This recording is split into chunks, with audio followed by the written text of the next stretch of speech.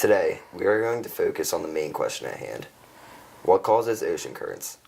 Before we can answer this question, we must figure out what is an ocean current. An ocean current is a large stream of moving water that flows through the oceans. Now you may be thinking, are there different types of currents? Well, there sure are. There are actually two main types of currents, surface currents and deep currents. Although surface currents move water at the surface of the ocean at a faster pace than deep currents, which move water deeper in the ocean at an extremely slow pace, they both are constantly still moving water around the Earth's oceans. You can probably guess what causes surface currents. You've got it, wind. Differences in how long the wind blows and the distance of the surface of the ocean it blows over can affect the size of a current. Now, you may be thinking, how are deep currents caused if the wind can't blow in the deep ocean? That's true. Deep currents are not caused by wind, but they are caused by the differences in the density, which is the amount of mass a substance has in a given space of ocean water. Density is affected by temperature and salinity, which is the total amount of dissolved salts in a water sample.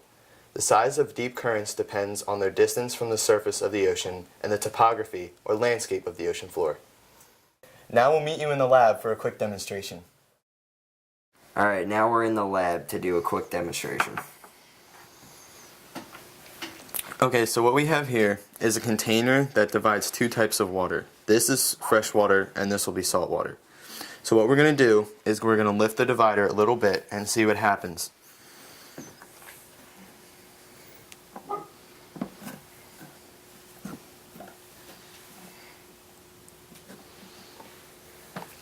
So as you can see, the red mostly stayed at the bottom of the container as the yellow stayed at the top. Alright, let's see what happens when we take it all the way off.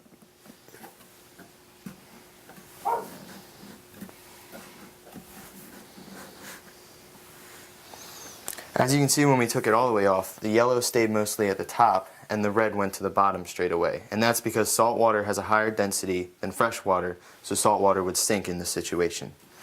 Okay, now what we're going to do is put the divider back down. And now what we're going to do is fill one side with a new color food dye to make it a new type of water, a brackish water, because it's a mix of fresh and salt water.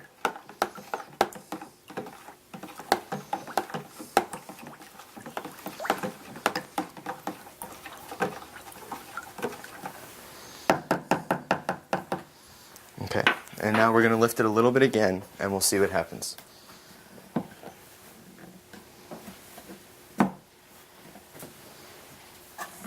I'm going to take it all the way off. All the way. Yep. No. Yeah. So this is the salt water, which has the highest density. This blue is the brackish water, which is a medium density. And this yellow up here is the fresh water, which has the lowest density. Now that you know where both of these different types of currents occur, you may be wondering, well, how do these currents rise and sink? You're in luck then, because we got your answer. Currents rise and fall due to a large-scale system of convection, which is the constant movement of warm water rising and cold water sinking because of differences in thermal energy, called thermohaline circulation. Thermohaline circulation moves water between the surface and deep ocean worldwide, caused by differences in density and salinity. Currents could also rise and sink due to two powerful actions, upwelling and downwelling. Upwelling is caused when the wind blows away a layer of the warm surface water, causing the cold deep water to rise and take its place. This brings up nutrients that are essential to some organisms' lives. Downwelling is caused when the wind pushes surface water towards the coast, where it piles up and is forced to sink downwards. Now that we know how currents rise, don't you want to know where and why currents rise? Surface water carries warm water towards the poles, where the water sinks because it becomes denser as it gains salinity and it becomes colder. Deep currents carry cold water towards the equator, where the water rises because it becomes less dense as it gets warmer. So far, we've learned a great deal about ocean currents, but we still don't know how these currents move around the Earth's oceans. Currents are constantly moving around the globe, but they can't do that by themselves. They are being carried by the global conveyor belt, which is the constant motion of the movement of water around the world. It is also the pattern that currents follow as they carry water across the globe. The global conveyor belt is driven by temperature and salinity. Although the movement of currents may seem to be just in a straight line to the equator and back, it isn't. As the Earth rotates, it affects the directions of winds and currents. This effect is called the Coriolis effect, which causes currents to curve. The currents in the northern hemisphere curve to the right or clockwise, while the currents in the southern hemisphere curve to the left or counterclockwise. Even after the Coriolis effect on currents, they still have the possibility to interfere with continental deflection, which is when a continent deflects the movement of a current. We're not done yet.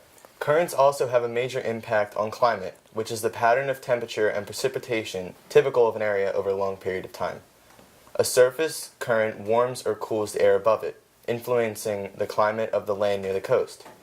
They can be the difference between a warm, tropical climate and a cold, mild climate.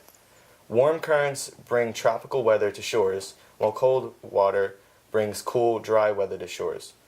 Currents can also shape the shores and redesign the land. A change in currents, like El Nino, is very harmful to the environment. Well, that's all, folks. Hopefully you've learned something about currents today. Thank you.